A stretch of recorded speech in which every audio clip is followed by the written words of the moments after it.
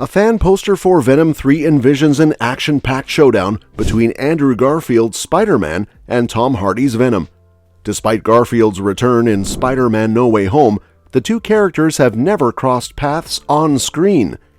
Talk about the villain due to the size of Spider-Man's rogues gallery. Venom 3 has no shortage of villains it can use. However, a few candidates stand out above the rest. Beetle. Abner Jenkins, also known as the Beetle, is a significant Spider-Man villain who has yet to appear in any live-action form. As an inventor, Beetle creates an armored suit to aid in criminal activities, resembling an evil counterpart to Iron Man and making him a formidable adversary for Spider-Man. Given his status as a major member of Spider-Man's rogues gallery, it seems likely that Beetle will eventually make his way into a Marvel movie. Potential opportunities for his appearance could include Tom Holland's fourth Spider-Man movie, Kraven the Hunter 2, or Venom 3. Scorpion. In Spider-Man Homecoming, the MCU introduced the character Scorpion, but he never became the villain fans expected. If Marvel has no plans for this storyline, Sony could reboot the character in its movies by introducing a new Scorpion. This makes sense, especially considering Scorpion's connection to the Venom symbiote in the comics. In the source material, when Eddie Brock relinquished the symbiote, Scorpion temporarily got hold of it. A similar situation might unfold in Venom 3. Orwell Taylor. The rumored working title for Venom 3 is Orwell, hinting at Sony's potential plans for the movie. In Marvel Comics, Orwell Taylor is a minor villain with a grudge against Venom. As a military general, he seeks revenge for his son's death at the hands of Venom and goes to extreme lengths to make him pay. Considering Venom's actions in the movies, it's conceivable that a character like Orwell Taylor could lead a vendetta against Eddie in Venom 3. Spider-Man. Spider-Man could be portrayed in a different way if he clashes with Eddie in Venom. The movie might show this conflict from Venom's point of view, presenting Spider-Man as an antagonist for the first time in live action. By exploring a misunderstanding that leads Spider-Man to wrongly go after Venom, the film could play with this perspective and make Eddie the hero that audiences end up cheering for. Toxin. One likely competitor for a Spider-Man villain appearance in Venom 3 is Toxin, a character from Marvel Comics. Toxin is the offspring of Carnage and is more powerful than both Carnage and Venom. The movie Venom Let There Be Carnage hinted at the introduction of Toxin by featuring Patrick Mulligan, a police officer who bonds with the Toxin symbiote in the comics. The sequel suggested Mulligan's evolution into Toxin as he survived a seemingly fatal encounter with his glowing eyes, signaling the beginning of this transformation. But guys, don't forget about our mysterious antagonist as we talk about our previous video. So without further ado, let's examine this antagonist, Green Goblin. Venom 3 might feature a notable Spider-Man villain as its main antagonist, taking advantage of the character's absence in the Marvel Cinematic Universe. The deal between Disney and Sony allows the use of Spider-Man characters in different franchises, but they can't easily cross over. As a result, anti-heroes like Venom, Morbius, and Kraven the Hunter remain in Sony's Spider-Man universe, while characters like Peter Parker, Ned Leeds, and Mysterio are part of the MCU's 616 universe. In Spider-Man No Way Home, Willem Dafoe's Norman Osborn mentions that he couldn't find his company, Oscorp, in the MCU's 616 universe.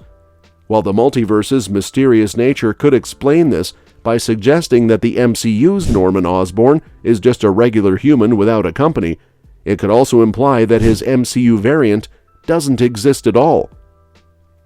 This film might be the only time Norman Osborn appears in the MCU, providing Sony with an opportunity to introduce their version in their own franchise.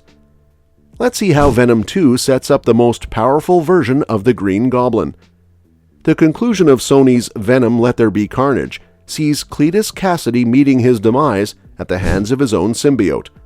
Although the return of Kasady seems unlikely, there's potential for Carnage to make a comeback.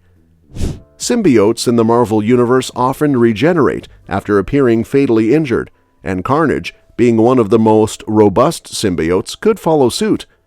In the comics, Norman Osborn becomes connected with the Carnage symbiote after being cured of his Green Goblin persona by Spider-Man, resulting in a hybrid known as the Red Goblin.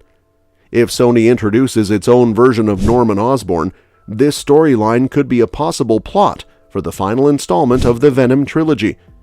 In Venom 3, instead of becoming the Green Goblin, Sony's Norman Osborn might have an obsession with transforming into Carnage.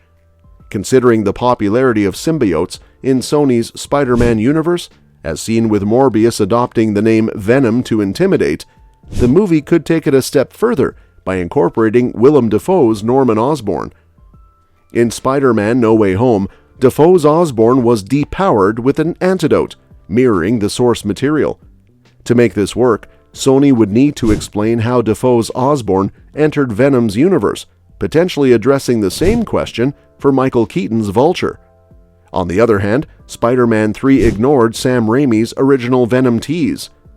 In Spider-Man 3, director Sam Raimi introduced Eddie Brock as an aspiring photographer for the Daily Bugle. However, this move meant overlooking the original Venom tease from the first Spider-Man movie in 2002. In that film, J. Jonah Jameson and Robbie Robertson discuss the challenges of getting good pictures of Spider-Man. Robbie mentions that Eddie has been on the job for weeks trying to capture a good photo, a reference to Eddie Brock. Actor R.C. Everbeck was even hired to play Eddie, but his scenes were ultimately not included in the movie. But why didn't Sam Raimi want to use Venom? The plot hole in the Spider-Man trilogy, caused by Venom's introduction in Spider-Man 3, is not entirely Sam Raimi's fault. Raimi didn't initially want to include Venom in the franchise, and he was vocal about his disinterest in using Eddie Brock in Spider-Man 3. Sony, however, insisted on including the character due to Venom's popularity. Raimi initially found it challenging to understand the appeal of Venom, perceiving the character as lacking humanity. It was only during the development of the movie that Raimi began to appreciate Venom to some extent. Nonetheless, being forced to incorporate Venom into the trilogy's conclusion was not part of Raimi's original plan. By the way, folks, Venom 3 is getting a new release date, with the delay coinciding with the end of the SAG-AFTRA strike. Tom Hardy's tenure as Venom may conclude with this third installment, speculated to be the trilogy finale. Specifics about Venom 3, such as the villains and potential ties to Sony's Spider-Man universe, remain unknown at this time. Just 3 months after the SAG-AFTRA strike ended, Sony Pictures has swiftly rescheduled the release date for Venom 3. Originally slated for a summer debut, the movie is now set to hit theaters on November 8, 2024. Although the delay in Venom 3 might disappoint fans of Sony's Spider-Man universe, it's actually a significant advantage for the movie. Superhero films, including those in 2023, have often faced issues due to rushed productions. Issues like last-minute reshoots or insufficient time for completing visual effects have led to inconsistent final results. All stages of production are vital, and this delay allows Venom 3 to have the necessary time for a more polished and well-executed outcome. The recent updates on Venom 3 bring a positive note. More details about the mysterious sequel are likely to surface soon. This could come in the form of set photos or videos, potentially revealing some spoilers depending on the filming location. While fans eagerly await Venom 3, they can revisit the first 2 movies through Blu-ray DVD or streaming services. That wraps up today's exciting updates on Venom 3. As we eagerly anticipate the release of Venom 3 and the exciting developments in Sony's Spider-Man universe, one question lingers. Which villain or storyline are you most hoping to see unfold in the next Venom installment? Share your thoughts in the comments below and let the speculation begin. Don't forget to subscribe for more updates on your favorite Marvel characters. Exciting times lie ahead in the world of Venom.